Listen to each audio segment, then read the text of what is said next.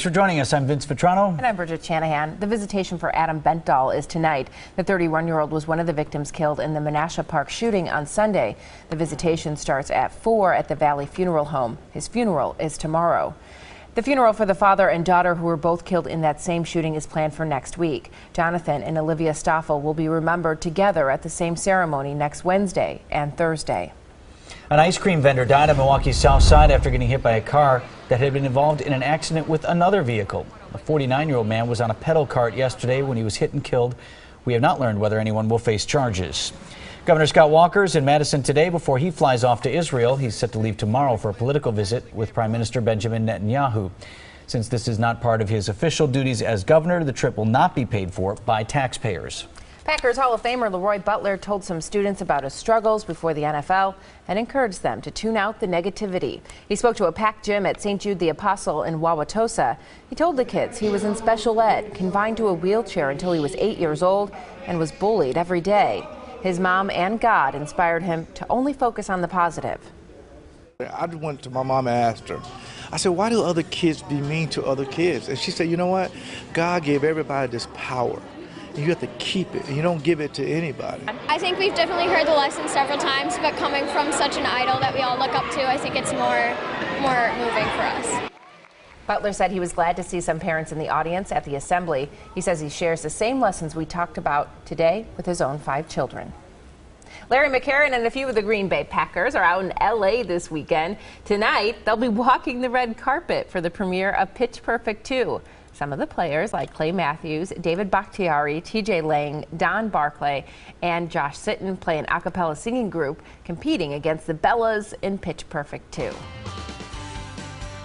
Well, we've made it to Friday, and there's a lot of things going on around the country. First, we have Anna, the first-named storm. Not quite a tropical storm yet, but subtropical depression with winds around 30 to 35. And look at the rains in the Outer Banks and in the coast of South Carolina. Back here in the middle part of the country, rain showers making their way into Illinois. They will clip us later this evening and overnight tonight. The heaviest of the rain, though, will stay to the south into Illinois. And then we go down into the plain states where the thunderstorms are firing up once again. Severe weather expected into Texas, Oklahoma, and Kansas. Large hail, flooding rain, and tornadoes, not only for today, and here's the highest risk right along the Red River between Texas and Oklahoma, but also for Saturday, a huge chunk of area with widespread tornadoes and large hail expected. That whole area then starts to move off to the east, and we could see some heavy rain and potentially even a slight risk of severe weather here for Monday. We'll keep an eye on that. This afternoon, we could hear some rumbles of thunder, but not expecting severe storms, but some isolated downpours and some rain showers as we go through the afternoon and into the early evening. And then once again, another round of showers, especially to the south of Milwaukee. To the north, very light rain, if any at all.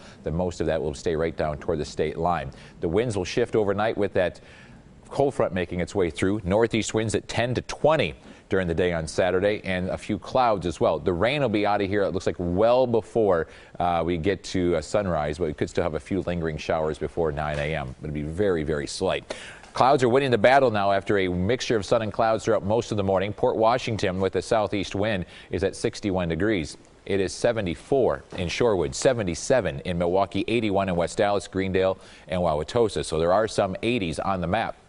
The rest of the area is in the mid to upper 70s, a little bit cooler inland as the clouds were thicker earlier and didn't get as much sun. There's that wind out of the southwest between 10 and 20 miles per hour. The Goddard gauge today will give it a 7 for the fact that we have the clouds, even though temperatures are near 80 degrees, and a chance for scattered afternoon showers. Southwest wind at 10 to 15. For tomorrow, temperatures not quite as warm as they have been, especially here at the lakefront.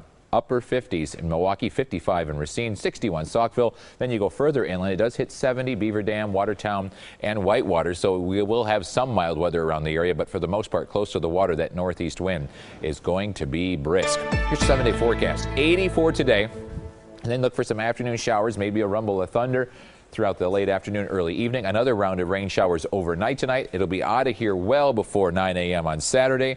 Then partly to mostly cloudy, breezy and cool. 57 in Milwaukee, 70 inland. 50s for everyone on Sunday with scattered rain showers. Rain likely, even some thunderstorms on Monday. Could see some severe weather that day as well. That the cold front slides through. We start to cool down. It'll be 56 on Tuesday, 54 on Wednesday, and then warming back up to 61 on Thursday. But it looks like it's going to be a very unsettled weekend ahead. Sorry, moms.